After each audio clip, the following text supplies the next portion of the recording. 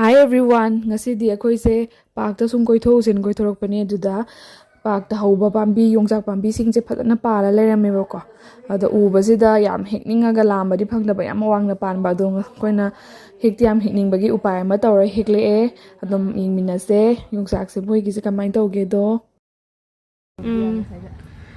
he adana se kamdawi hek tabdi ade mit mangda leirabani na hauzik to maru khutong chong moi sagidi variety amni ko tentak haubadi sina maru jong khuchaw jo jogi sisina khara nouba thingju chabai di best tarane si sarong amagana yunggi masang gi chang manarong khupik seong ulak kyong ka khupik seo yunggi sai mu sang buduga kuba sang ba sina thingju dam haw kuba sang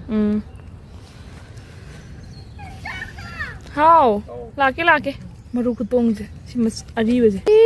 kiri mai angang ni na masa sinu sidra lai changi jong na sumba da ne mo ne lo la khang jari se ma khun ji da